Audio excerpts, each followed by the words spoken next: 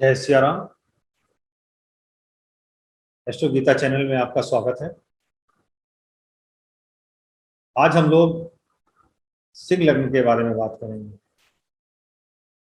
ये राजसी तत्व वाली लगन है। राशि व्रत में ये पांचवी लगन है। इसकी आध्यात्मिक सोच क्या है, 12 भावों के स्वामी सिंह लगन में किस प्रकार अपना सहयोग करते हैं, इसके बारे में चर्चा करते हैं। तो चलते हैं सिंह लग्न की ओर। राशि व्रत का पंचम खंड, जैसा कि मैंने बोला, सिंह राशि के नाम से जाना जाता है। सिंह जंगलों के राजा हैं। जो व्यक्ति सिंह लग्न में जन्म लेते हैं उसमें राजसी तत्व जिसके बारे में बात की गई, और सिंह के जो लक्षण हैं वो काफी उपस्थित होते हैं। इनके अंग अंग से निर्भीकता टपकती है या दिखाई देती है। ये एक ऐसे व्यक्ति होते हैं जो अपने उद्गम यानी जन्म या अपना परिवार या जिस जगह से, जिस खानदान से आए हैं, उसको भूले बिना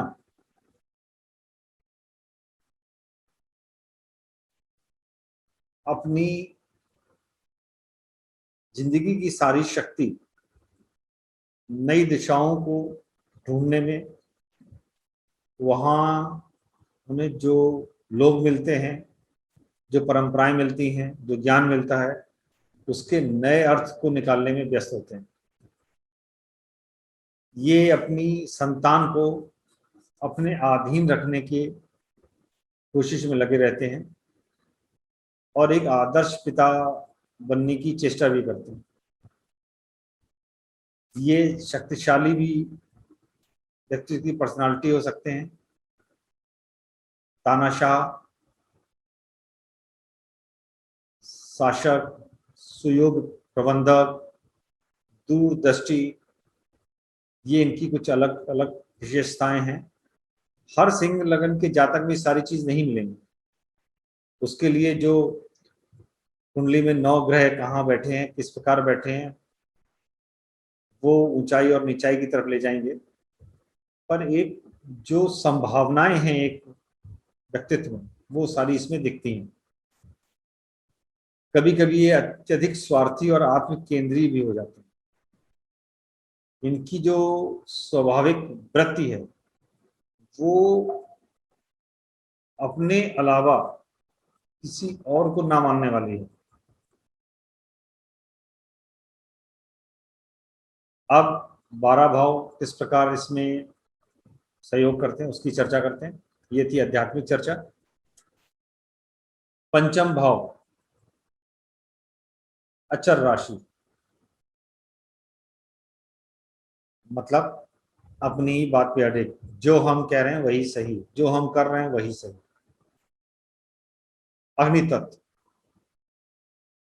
पर यहाँ पे अग्नि तत्व जो है वो जलाने का काम नहीं कर रहा। ये आपको और हमको नर्चर करने का काम कर रहा है। कैसे कर रहा है? आ सिंह लगन के स्वामी कौन है? सूर्य हैं। जब सूर्य सुबह प्रातः काल उगते हैं तो सवेरा होता है। हर जीवित प्राणी अपनी दिनचर्या पे लगता है। सूर्य के कारण ही मौसम बदलते हैं, सूर्य के कारण ही तारीखें बदलती हैं, सूर्य के कारण ही फसल पैदा होती है, सूर्य के कारण ही बारिश होती है।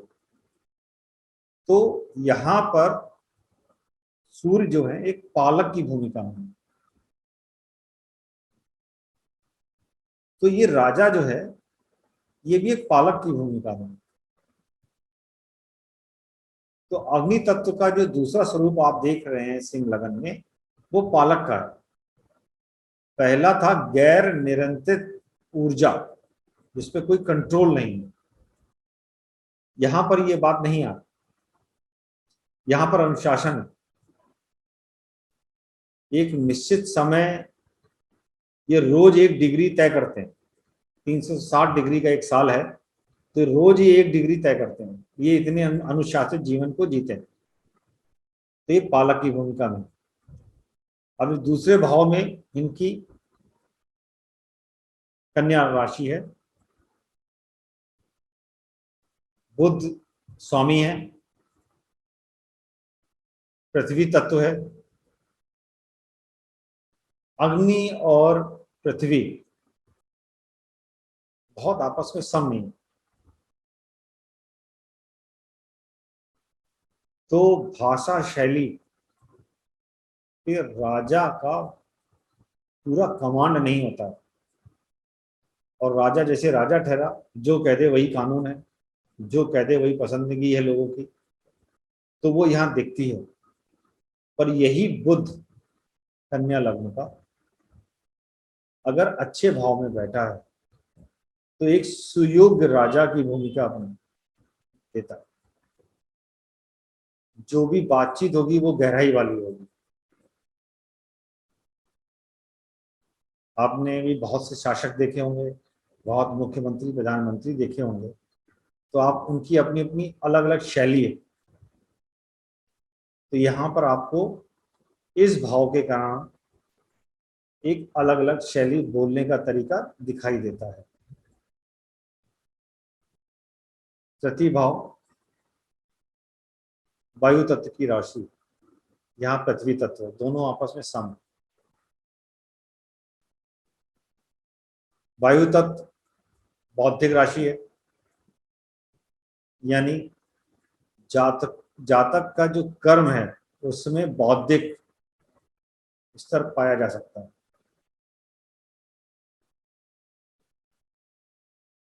शुक्र और सूर्य में आपस में मित्रता नहीं है, तो ये मस्तिष्क है, ये कर्म है, तो दोनों की सिनर्जी नहीं, तालमेल नहीं, काफी गड़बड़ होता है। चौथा भाव मंगल वृश्चिक राशि, जल तत्व पृथ्वी तत्व आपस में सम है। सिंह के स्वामी सूर्य, वृश्चिक के स्वामी मंगल आपस में मित्र। और मंगल एक क्रियाशील ग्रह है, चाहे वो जल तत्व हो और चाहे वो अग्नि तत्व हो, निरंतर क्रिया। ये एक अचर राशि है, ये भी एक अचर राशि है। तो जातक जो है वो जिस प्रकार का घर बना हुआ, जैसी चीजें बनी हुई, उसमें बहुत बदलाव नहीं लाता।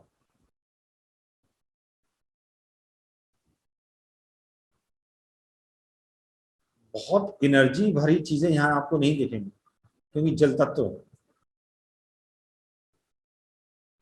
इनके घर के जो रंग भी होंगे वो बहुत आकर्षक और तड़कीले भड़कीले नहीं होंगे।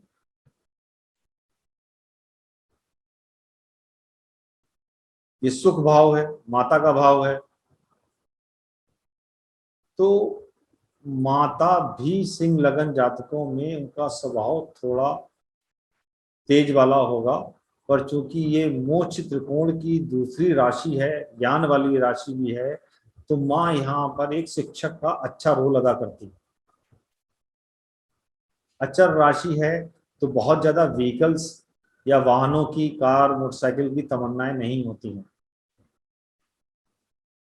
बशर्ते व्हीकल का कारक शुक्र अगर अच्छी जगह उच्च का होकर गया है तो लग्जरियस गाड़ियों की भी बात सोचें। पंचम भाव में चलते हैं। पंचम भाव में अग्नि तत्व की द्वि स्वभाव राशि है धनु, गुरु इसके स्वामी है। अब ये एक लक्ष्य पूरक राशि है, ये शासक वाली राशि है, दोनों अग्नि तत्व हैं। यहां पर पालक की भूमिका है, यहां पर ज्ञान की भूमिका है। तो मानसिक स्तर पर और वैसे भी राजा आप देखिए तो मानसिक स्तर पर ऊंचा होता है, आम जनों से मानसिक स्तर उनका एक अलग होता है, सोच अलग होती है। और चूंकि ये लक्ष्य वाली राशि है, तो मानसिक स्तर और ये जो लगन जो राजा की है, ये अपने मानसिक स्तर पर लक्ष्यों का निर्धारण करते हैं और उसके हिसाब से आगे काम बढ़ाते हैं।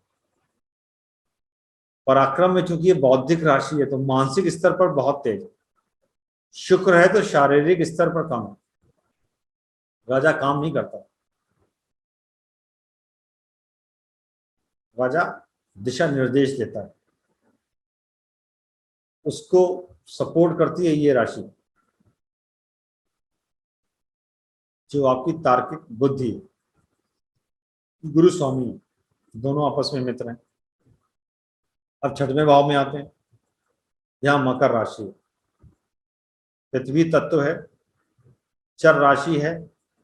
यहाँ सिंह अचर राशि है, अग्नि तत्व है। दोनों में समानता नहीं है। सूर्य और शनि में भी आपस में मित्रता नहीं है। तो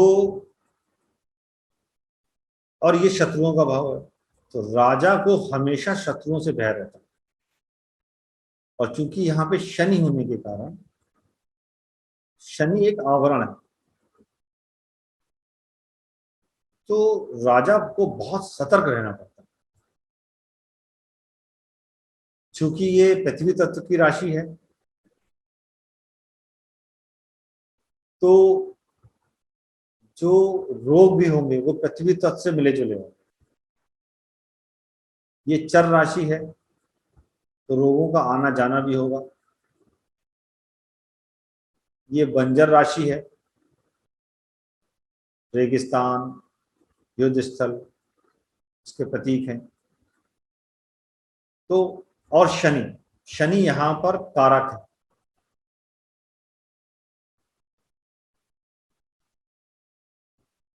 मंगल भी यहाँ कारक है, मंगल यहाँ भी कारक है। तो और प्रायः देखा गया है कि सिंह लगन में जातकों की जो इम्यूनिटी सिस्टम है या शारीरिक रोग प्रतिरोध क्षमता, वो ज्यादा होती है, क्योंकि शनि। सप्तम भाव में आते हैं, वायु तत्व की राशि है, स्थिर राशि है, ये भी स्थिर है। शनि देवता है, यहाँ पे सूर्य देवता है, आपस में शत्रुता है। ये राजसी तत्व है, ये बौद्धिक तत्व है। पत्नी बौद्धिक तत्वों से भरपूर होंगी, ये राजसी तत्वों से भरपूर होंगे।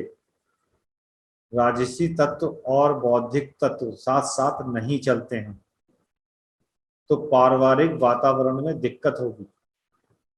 सामाजिक मान्यताओं में, समाज में जो इनकी भूमिका होगी या जो इनको साथी मिलेंगे, वहां भी आपस में अंडरस्टैंडिंग की काफी कमी होगी, क्योंकि ये हमेशा मैं है, मैं ही सब कुछ हूं। ये समाज है, आपके अपोजिट बैठा हुआ है, वो ये कह रहा नहीं सब कुछ बौद्धिक क्षमता है। तो एक एक द्वंद्व चलेगा, और ये प्रत्यक्ष द्वंद्व होगा। यहां पर अंतर द्वंद्व होगा, यहां पर प्रत्यक्ष द्वंद्व होगा। अष्टम भाव में मीन राशि है, 12 नंबर, गुरु इसके स्वामी है।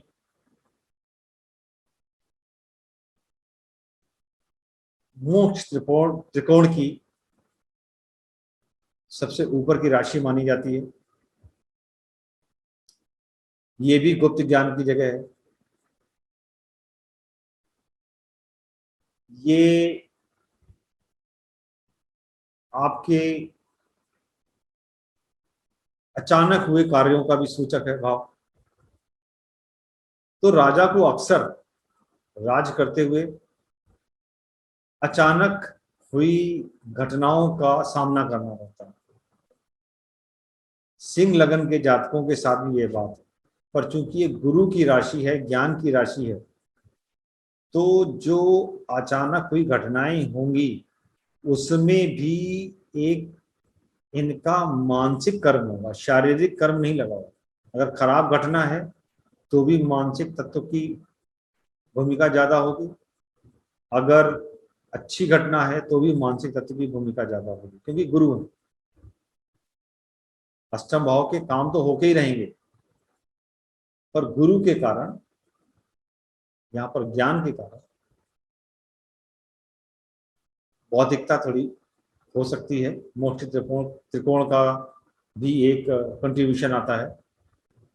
पर अगर यही जातक अगर नैतिक पतन की तरफ गए तो 12वीं राशि जो है मीन राशि, ये भोगों की राशि, और 8वां भाव ये भी भोग का है, गुप्त भोगों का है। 12वां भाव ये भी गुप्त भोगों का है। तो नैतिक पतन की तरफ अगर जातक जाता है तो वो भी एक उसकी पराकाष्ठा होगी। नवे भाव में आते हैं मंगल, मेष राशि है। ये धर्म और ज्ञान और पिता का स्थान। पिता, कुछ लोग उत्तर भारत में दशम भाव से पिता का स्थान मानते हैं, दक्षिण भारत में नवम भाव से पिता का स्थान मानते हैं। जेनेटिक कनेक्शन पिता के द्वारा ही आते हैं और वो नवम भाव से मिलते हैं। तो यहाँ पे एक चर राशि, एक अनकंट्रोल्ड एनर्जी होने के कारण ज्ञान का स्वरूप बहुत अच्छा नहीं होता। थोड़ा सा पढ़ा और बड़ा समझते हैं अपने को, अहम बहुत बड़ी भूमिका अपनाता है। मंगल है तो ज्ञान का भाव में जो स्थिरता होनी चाहिए, ज्ञानी स्थिर लोग होते हैं। धर्म के भाव में स्थिरता होनी चाहिए, धार्मिक लोग स्थिर होते हैं, एक जगह बैठ के पूजा करते हैं। उसका यहाँ नितांत अभाव है। आप प्रायः देखेंगे सिंह लगन के जातक धार्मिक कार्यों में, ज्ञान की बातों में बहुत स्थिर नहीं होता, और जो इनके लिए एक पतन का कारण भी बनता है। दशम भाव शुक्र है, अचर राशि है, यहाँ भी अचर राशि है। ये अग्नि तत्व है, ये पृथ्वी तत्व है। सूर्य और शुक्र भी आपस में मित्र नहीं है, तत्वों में भी आपस में भिन्नता है। और शांत, दशक शांत, तो कर्म स्थल पर भी राजा शांत रहता है, काम कम करेगा, शांत रहेगा। पर जब बात पे बनाएगी तो सांड की तरीके से अपने प्रतिद्वंदी को पछाड़ेगा। अब दोनों प्रतीक चिन्हों को देखिए, यहाँ पर सिंह है जिसके पास साहस है और दम है, यहाँ पर बैल है, सांड है, वृषभ है जिसकी सारी एनर्जी स्टोर्ड है। और जब ये बदला लेने पे उतारू होते हैं तो सिंह की मानसिक और शारीरिक शक्ति, इनकी स्टोर शक्ति काम आती है, और यही राजा का काम है। 11वां भाव मिथुन राशि, बौद्धिक राशि, वायु तत्व की राशि, अग्नि तत्व की राशि, दोनों सम है। ये राजकुमार हैं, ये राजा हैं। तो राजा की इच्छाएं जो हैं वो राजकुमार जैसे।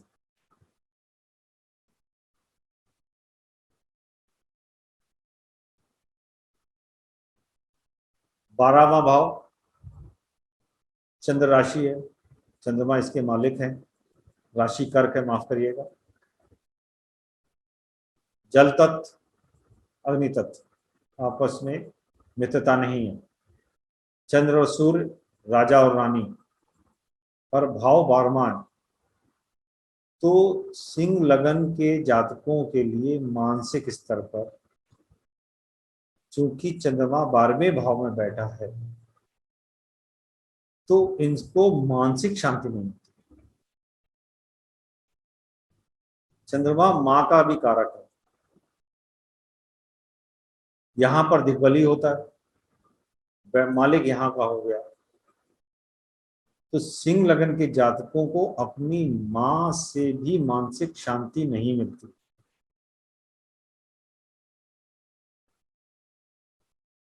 इस पे थोड़ा ध्यान दीजिएगा जो बात कह रहे हैं। तो सिंह लगन का अगर आप पूरा 12 भावों का देखते हैं तो एक तो इनको निरंतर काम करने का क्षमता, बौद्धिक स्तर पर पालन करना प्रजा का या परिवार का या जहां काम करते हैं उनका, बौद्धिक स्तर पर अहम जीवन साथी और कार्यस्थल के मित्रों पे एक प्रत्यक्ष द्वंद, अहम का और बौद्धिक अहम दिखाई देता है। आप अपने परिवार में, अपने कार्य क्षेत्र में, अपने मित्र मंडली में